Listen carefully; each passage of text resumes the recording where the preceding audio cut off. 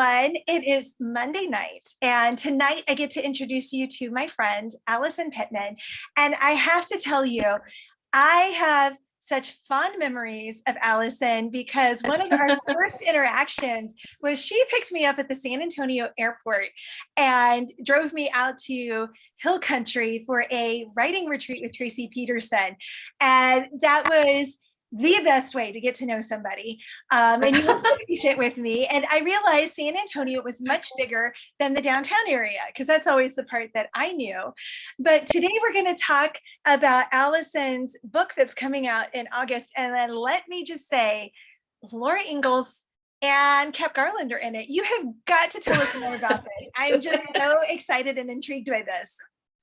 So it's another book in my with Barber in their Doors to the Past series, and I've always known that I had to write something in the Laura Ingalls Wilder universe, because those books just shaped everything about me. My reading, my writing, my imagination, everything. But I know that I couldn't just take Laura by herself because she's so well known. I couldn't just plop her into a brand new story. So I'm reading this book called, if I can even hold it up, Pioneer Girl, which is this totally annotated version of her first shot at writing an autobiography. And those of you who know The Little House on the Prairie world, you know the last book where Laura is a teacher and she has those 5 students, and she has the brother and younger brother and little sister, and then the other brother sister duo, Martha and Charles. Well, it turns out there's no biographical evidence that Martha and Charles ever existed. Those names aren't on any land forms, they're not on any census, they're not anywhere official. And so the commentary was like, did she make them up? Were they just other kids that were part of the family and she fictionalized them? I don't know. What I saw is there was an unclaimed character. And so I grabbed that girl Martha and her brother Charles, and they became, the character Martha became my character Mariah, who was Laura Ingalls Wilder's first student. And the historical thread of the story, Laura's Shadow, is about this girl Mariah growing up in the shadow of Laura Ingalls. You know, Laura was just the girl about town and everybody loved her. And my Mariah is not quite so much. But the one thing that Mariah and I share is a huge crush on Cap Garland. I've always thought that Almanzo was just paled in comparison to Cap, right? Because Cap is like fun and funny and flirty, and he goes to get the wheat. I mean, he goes with Almanzo, but still he goes. And you think he was only maybe 16 or 17 years old when he made that ride in the blizzard to go get wheat for the town. And I thought, ooh, my girl's going to be in love with Cap, and I'm going to get to write about Cap Garland, who was a baseball star for the DeSmet baseball team, and I just bringing him alive on the page was an 8-year-old Allison's dream come true. So it is so fun. So I have to know, how many times did you read the Little House on the Prairie series? Because my books literally were falling apart. I must have read that series 6 or 7 times easily, and then rediscovered it with my kids, which was so much fun. I used to check it out from my school library over and over and over and over and over again. And when I was in, I think, 3rd grade, I got my own set of books for a Christmas gift. And it's still to date one of my favorite Christmas gifts ever. We didn't have a lot of money, and we lived in a very remote army post in the middle of the Utah desert. So we didn't have bookstores and everything to go to. So when I got my own set of books, I just cried. I was so excited. And this is my old yellow copy, right? Yeah. And I got the same one, and my cover's about to fall off. Well, and part of the storyline, in the contemporary storyline in Laura's Shadow, my character Trixie is a graphic artist and a commercial artist. And so a lot of the story revolves around the illustrations. I could see these illustrations Yes. in my sleep. But I was really little, and I couldn't have been second grade. It was before I got my own copies of the book. And I went to our elementary school librarian, Mrs. Watson, who I can still picture. She had the rings that were really loose on her fingers because her fingers were all skinny. And I complained that the Laura Ingalls Wilder books were in the fiction section of the library, when clearly I'm thinking they should be in biography, right? Yeah. If not autobiography, because I was 7 years old and I knew everything. And she told me, she said, well, here's the difference. She said, a biography is the story of a person's life. But what Laura did was put her life into stories. Mm-hmm. And I thought, I've gone back to that idea because I've done quite a few books that feature real people. My Loving Luther was really, Katie von Bora, and I had a real Marie Antoinette in The Seamstress. And I keep thinking, I just want to take these real people and put them in stories. So that's what I did with Cap. I just captured him and put him in my story. So, and the number of people who are watching where we're all like, I had that version too. It's so fun. And the illustrations, I love that artist's work in Cricket in Times Square, and all like the Stuart Little. I mean, he was just iconic to my childhood. All of my favorite books from that time period, I think, had his illustrations in them. Yep. But I might have to take issue with you. I'm like, really? Cap Garland over Gilbert Blythe? Any day. Sorry.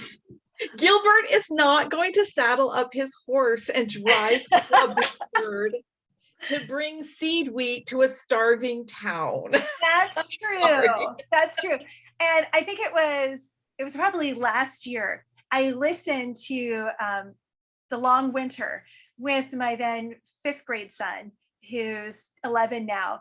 And I just remember listening to what they did to go get that wheat. And I was like, oh my goodness, the idea of my then like 17-year-old son going out and doing that. I was like, that's crazy. And yet they did it without GPS. Have you read The Children's Blizzard by Melanie Dickerson? No, I haven't. It's not the same blizzard, but it's that same idea of, what it took for these people to live. And one of the things that I loved writing this woman, Mariah. She's just kind of this tight-lipped South Dakota, grew up hard. She said everybody wants to think that they read Laura's books and they think it was all about like pony rides and hard candy. She's like, all we were trying to do is not die. Every day was just trying not to die. And she just has this bitterness towards Laura because there's this big snowstorm coming, and Laura jumps in the cutter with Almanzo and tucks herself under the blankets and takes off and leaves all those kids in the schoolhouse. Like, good luck, y'all. Hope you make it home safe. Bye. So I got to, I love Laura. She's a huge icon and a hero to me, but I got to poke fun a little bit at her legacy. And that was just kind of fun to do with this woman who didn't get to have everything that we know Laura eventually gets to have. And so I, she refers to her as the little bachelorette on the prairie from that's time to time. Oh my goodness. So I don't know about you, but I think one of the kind of iconic, in a sense, literary memories of my childhood was the sequence where, of course, I can see his face, but I can't think of it. The neighbor, the bachelor neighbor who goes to Independence and comes back with Christmas. Edwards. Edwards. And I always did that with my kids, where in their stocking, they got an orange and a penny as just kind of a, don't ever forget how blessed we are. Exactly. That's not your Christmas. Yes. When I was little, I used to ask my parents for an orange and a penny. Oh my goodness. Yeah, like, can you please just give me an orange and a penny? And they're like, no, here's your baby alive doll. Enjoy. Yeah, we're going to give you more than a penny. I want an orange and a penny. It's all I want. Well, and it got to the point where my kids were like, well, we know one thing that will be in our stocking. A penny Exactly. and an Yeah. orange. And I'm like, well, there are some things that are just going to be our traditions. And Lynn's talking about how, believe it or not, the actress who played Nellie Olson on the TV show reads Laura's books on her Facebook page, which is actually a great segue to something that you're going to do on your Facebook page starting in just a couple of weeks in June. Yeah, in the first week of June, sometime in the first week when I get everything all mapped out and together, I want to do a book club read along of these happy golden years, which is the last book. When I grew up, it was my first romance that I ever read. I think for a lot of little girls, it's their first, it's their first Hallmark movie is Almanzo and Laura. She's like, I cannot promise to obey you, and all of that. And his proposal, he said, what if I was to give you a ring? And she said, well, it would depend on the man. He said, well, what if the man is me? And she says, well, that would depend on the ring. Such a sassy girl. But I'd love to do. Yeah. But I'm going to do a read along and see if readers want to revisit these happy golden years with me and sort of chat about the legacy that she lives in and the ideals that she represents, and just to kind of introduce that world, because there's a lot of little Easter eggs. There's a lot of these happy golden girls. Now that's my other obsession. Happy golden years Easter eggs that are really just planted throughout Laura's shadow. So I think it'll be a lot of fun if people are really familiar with that book. And, you might be reading it for the first time, or you might be reading it for the 101st time, or for the first time in 20 years. So it'll be cool. Yeah, no, that's so fun. And I think it's such a great way because summertime is one of those great times to kind of look back and go back and enjoy something for the first time in a while. Yeah, and exactly. So how fun. Now, Laura's Shadow is going to be available in August, so people can pre-order it now, so it becomes happy book mail surprises in August when it releases. I love pre-ordering a book. It's just like getting a present from the future, because I almost always forget when I pre-ordered something, and then it just shows up on my porch. It's like, yay. So, and I always have to laugh because sometimes with favorite authors like you, I might pre-order it twice because I forgot I pre-ordered it once, and then I get like 3, and then it's happy for readers because I'm like, okay, I have an extra. We're doing. I can give this one. Yes, that's so fun. So, but you've written a lot of books, and a lot of them have been historicals, which is why we really connected at that Tracy Peterson writing retreat. I'll never forget Deanne Gist lacing me into a corset and me going, maybe we should bring these back. And all of us saying no. My posture was so good in that corset. Yeah, that's true. But those are the kinds of things that we do. What's the craziest research you've done for any of your books where you're like, oh my gosh, if people realize that this was something I had looked into, they would never believe it? Well, when I was researching for this book, I just knew that I needed to. I'd always wanted to go to De Smet, South Dakota. When I was little, I would ask to go there every summer. My parents said, no, we're going to go to Disney or something ridiculous. You're like, where are your priorities? So I had planned this trip to go, and the closest that you can fly in is Minneapolis. And then it's like a 3 or 4 hour drive there to just nothing. And so I told my husband, like, you just have to go and do this with me, because I have to be able to take notes, and I want him to travel with me. And he was so sick. He was so sick, just with the flu. It was not COVID. We tested everything, but I was taking his temperature every hour on the hour, like the day before we were going to fly, because I didn't think he would make it. Well, we drove, but he did. And we drove, we had a really nice time. And part of what I wanted to do, I wanted to go to Cap Garland's grave. That's something that's a significant moment in the book. And I knew that he had a gravestone, and I knew the the cemetery that it was in and everything. So we went into De Smet and I toured all of the Laura houses, and then we're going out to Willow Lake to Cap Garland's grave. And there are all these like wildfires burning in Canada. So the air smelled, I promise you, the air smelled like marshmallows. It was just this sweet, smoky smell. And we're driving out in this to this graveyard, and we're the only human beings anywhere. There's nobody there. And it's this dirt road. And then the dirt road turns into this causeway with marshy ground on either end of it, and it dead ends at a cornfield. And so we get out of the car and it's dusk and the air is full of smoke, and all you hear is the wind in the cornfields rustling. And I'm just like, I just have to find it. And we're just walking through this graveyard. It was like something out of Scooby-Doo, to find it.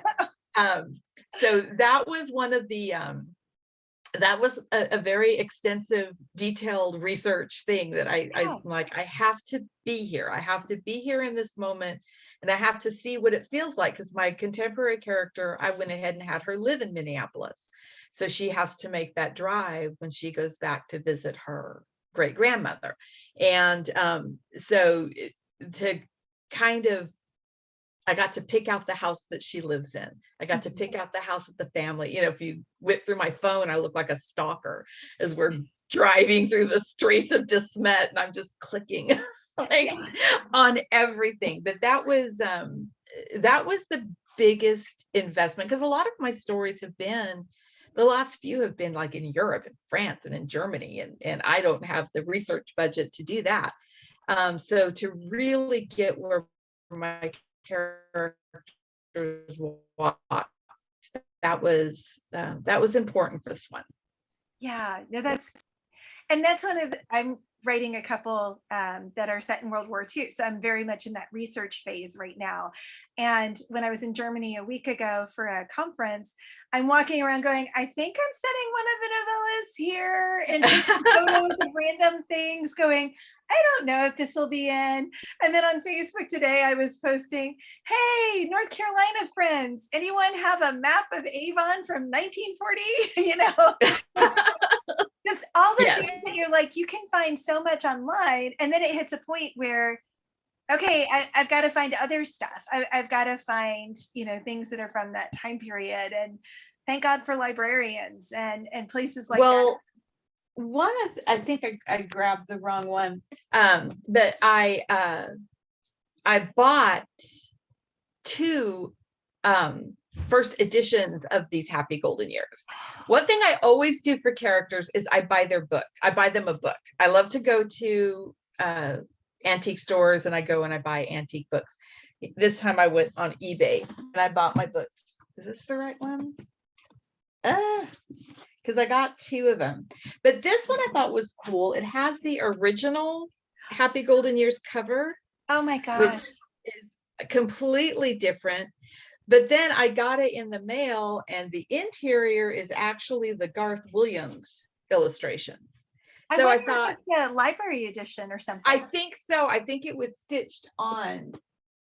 So I have to go clear over there to get the real one. So I went back on eBay and I bought another one that actually it was a 1945 edition.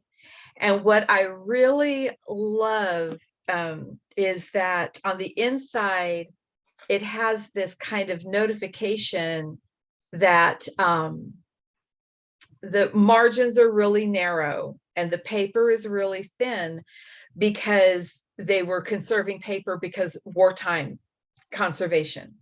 Oh, that is so cool. I am making a note. Okay. That is so cool. And it becomes a point in the story, because that's the copy that the my Mariah character has, because she's still alive in 1970. My contemporary storyline is just in 1974. So she's like 104 years old, but she has her copy of these Happy Golden Years. And then my contemporary heroine has this one. But I just make the point of how cool it was that at this time, when the world is just blowing up and falling apart, and all of this has happened during this time of war, which you write about it so much, but it's still a priority to publish children's fiction. That's awesome. You know, that is so cool. I have chills. I just have chills. That's so. And I cool. I have that one that has the original illustration. I have the Helen Sewell. I don't think I've ever said her name out loud. But her illustration style is very, very different from what Garth Williams did. He has some of the same scenes that he illustrates, but his style is completely different. And but I just love, and that book, the pages are very thin, the margins are very narrow. Yeah. It's all the way to the top. It's all the way to, I'm so mad at myself for grabbing the wrong one to bring over here, but I'll post pictures. I'll post pictures and I'll tag you. So oh, that's so cool though. And those are the kinds of details that by actually getting the book, you can see. And you can go, oh, this is a part of the history that this book is representing. And that is so fun. So fun. Oh, that's cool. So last year, one of the books that came out is actually set in San Antonio, where you live. Yes. And it's got a very different feel from what you're describing in this one, because that one was almost a ghost story. I mean, I like to think that it is a ghost story. It's just, you have to think about your definition of ghost, you know. But yeah, that is Lady in Residence, and it's based on the historical. Well, it's kind of a nesting doll of stories, because at the core of it is the true story of a woman named Sally White, who was murdered right outside of the Menger Hotel. She was a chambermaid that worked for the Menger. She was killed by her common law husband, and a very graphic murder, a terrible murder. And so I have this woman who's sort of obsessed with her. She's haunted by Sally White. And then I have my contemporary character who is obsessed with the historical character and Sally White. And that one, talk about research trips. So it's at the Menger Hotel in San Antonio, which is a beautiful hotel, beautiful. And it has a historic part to it. And then the tile changes and it's all very contemporary. But the historic part is true to what it was in 1850 something. If you rent a room in that part of the hotel, all of the proportions are what it was like to get a hotel room in 1850. It's tiny, but it's amazing. So, but of course it was closed for COVID forever. And I needed to get in there to research, because there were just some things that I needed to know. Like, 90% of the action in the book takes place inside the hotel. Yeah. So I had to get an extension on my deadline. I'm like, I need an extension so I can go in and I can do this. And Barbara was very good about that. And so as soon as it opened, I booked 3 nights, and my husband stayed with me one night, but then I said, I need another night just by myself to research and blah, blah, blah. So this is a hotel of 1,500 rooms. And I was one of 11 guests. There were 11 people in that hotel. Oh my gosh. And I was the only person in the historic part of the hotel. Everybody else was way over in the contemporary. And it's, ranked like the number 2 haunted hotel in the United States. And every noise that I heard was suspicious. They just had one woman working there who was bartender and room service and waitress and concierge and everything. She was doing everything for everybody. But man, she took me all over that hotel. Like, I was like, I need to get into the bar because I have scenes that happen in the bar. And it wasn't open to the public. She just takes out this big old ring of keys. She's like, don't tell anybody. I won't. And she took me over. And then it turned out that the room I was in was directly above where Sally White was murdered. Like, I could look out my window, and right down there on the sidewalk was where she died. That's so cool. And there I was. 1,500 rooms. I'm still kind of stuck at that. It's a huge hotel. It's a great big hotel. But yeah, I'm me and 10 other people that I never did see. I wandered all over that place. I didn't see anybody else. But in some ways, that was the perfect time to wander all over, because who was going to look at you funny and be like, why are you poking around? Yeah, everywhere? taking pictures of all of the furniture, taking pictures of all of the artifacts, and just without anybody bothering me. It was cool. That is so fun. So you've got these very different ideas, and you've talked about, having Marie Antoinette in a book, and you have one in Germany with Luther. So how do you come up with these ideas? Because your books aren't connected. Like a lot of people, like I write, it'll be a series. And so you come up with an idea that's like the big idea, and then you have these smaller book ideas. Each one of your books is like this freestanding historical adventure. Yeah, I walked away from series a couple of years ago because I get tired. It's like I really want to do something else. And just my favorite thing to do is look at who's the real person in history and what's the story that we don't know. I mean, it goes way back to what Mrs. Watson said. It's somebody's life in a story. And with Marie Antoinette, it's like I want to show a different side of her that we don't get through history. Yes, she was a queen, and yes, maybe she was high-handed and high-minded, but she was also a wife, and she was also a mother, and she was a mother who had a child die. And the way that the state dealt with that was to paint it out of the family portrait, just paint a little swirl over where her baby had been in the family portrait.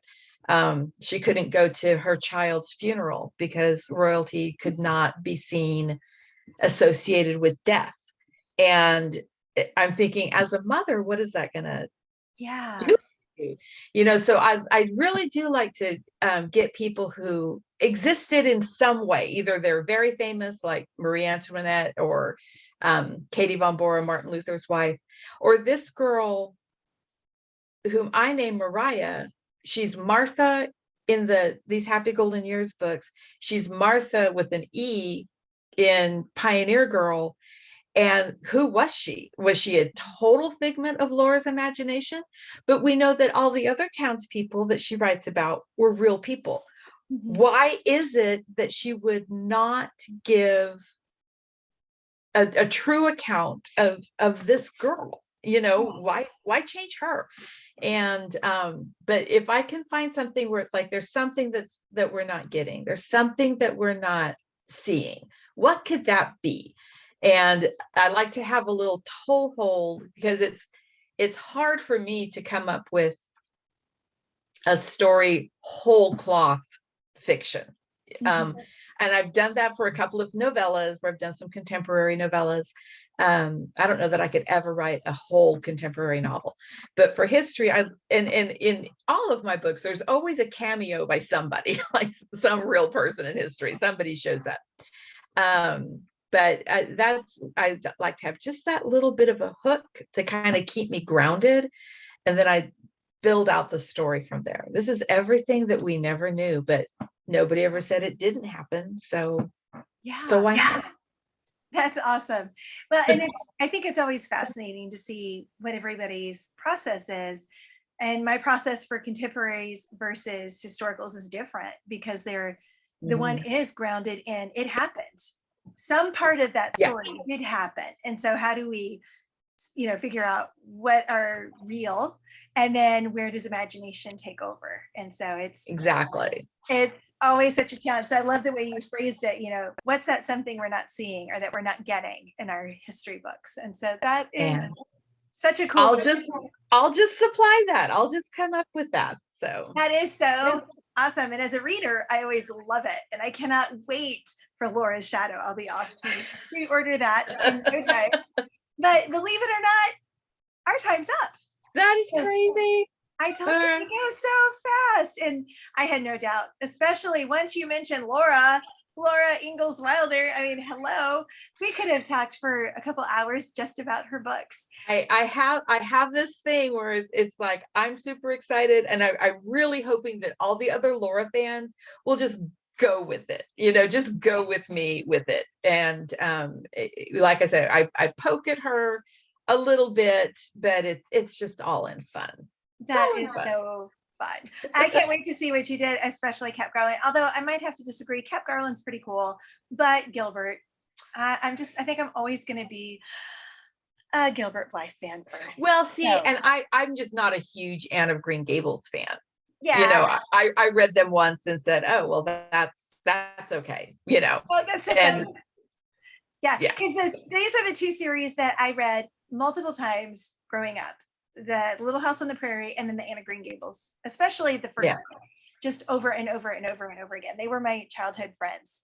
So thank you so much for joining me. It is always a blast. And for those of you who are listening, in June, make sure that you join Allison on her Facebook page so that you can participate in reading These Happy Golden Years by Laura Ingalls Wilder in anticipation of the release of Laura's Shadow, which will be coming in August. So thanks so much, and I will see you next time.